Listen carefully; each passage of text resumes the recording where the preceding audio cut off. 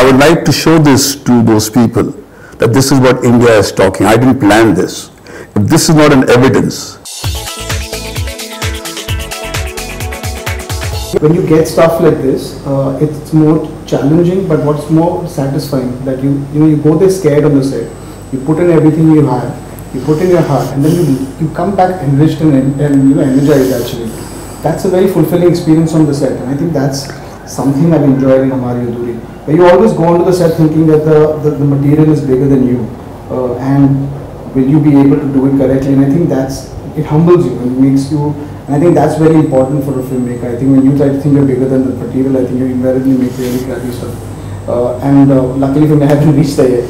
What I think is more, for me, it was very difficult to judge the own film when I was watching it. I'm not somebody who can look at it myself.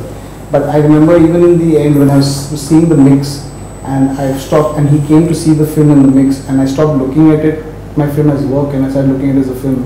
I was moved to tears in the last scene of the film. I would humbly ask the person who says this to have a look at his own home. He will find different people speaking in different languages. What they call old-fashioned is contemporary for the person. I can't ask my mother to greet to me and say, "Hi, what's up?" Right? There is a language that my mother speaks. I want to know, is the discourse of this nation going to be controlled by a handful of people who think that they have the Twitter handle at their disposal? There's a world outside the Twitter space. There's an India which exists and breathes and lives, which they are apathetic to. If they were not apathetic to, they wouldn't find this, they wouldn't make this comment. Because I think it's not their fault. They've not even listened to them, because they're so consumed by their own pursuit of pleasure. That is why you're made a bubble here, and you're locked yourself away in your world, and you look, the Mecca to you is the West, and not the suffering of your own people. This happened to the great Mehboob Khan when he made a film called Mother India, which was the first Oscar entry. The Academy members asked, "What is the problem of Nargis? We find it comic that she doesn't want to get married to the money lender." They couldn't understand that a woman who has got a husband who's absent, not dead, cannot possibly mentally conceive of tying her destiny to somebody other man. So these women or people who find the emotion of Hamari Adhuri a comedy, they are no different from the people of the Academy. So is the mindset of America going to control the destiny of billions of people in Saurashtra, in Gujarat, in Bihar, in Punjab? The numbers are screaming out and saying that this particular voice to which you're giving too much importance is an absolute, but I have no problem with that voice. The tyranny is when you choose to amplify that boo and play down the cheers, which is growing like a din on the hour by the hour, because this is a merciless landscape. You're very, very, very keen to amplify the boo and choose to look away from the cheer, because a success story is something difficult for you to consume. I don't see why this whole obsession is there with a handful of people which do not figure on the radar of the nation. This nation, as I said, has got a divide of a Bharat and an India.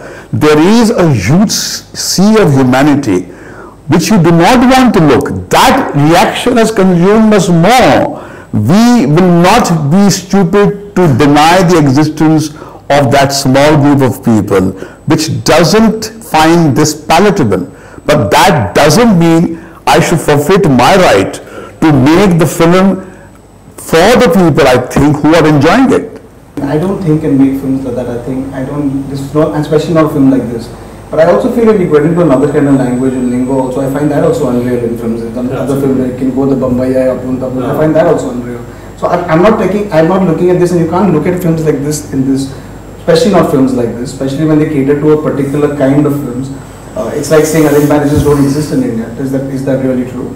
Do we not have religious shadis? I could be whatever, but I've got married in a particular way in Arya Samaj in some way.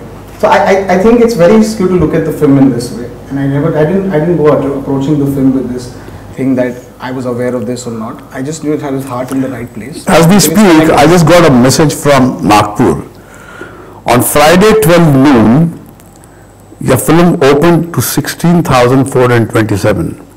Today is a Monday. It's open to 13,557, which shows your film is fighting fit. This is what I would like to show this to those people, that this is what India is talking. I didn't plan this. If this is not an evidence, because if everything else is PR, this is not PR. This just happened. It just came to me here, and it comes from the exhibitor. And I think that is what makes me mighty pleased. And I don't think you can fake tears. I don't think there were actors sitting with gliss inside a theatre, and like when I saw them crying or giving me those calls in the middle of the night saying they love their film. My grandmother wouldn't lie to me. Vidya's father would not be lying to us. You can't fake tears. These are not actors. You can fake laughing. You can fake come out and give a really great shot that they watched a great film. No, you can't fake people crying.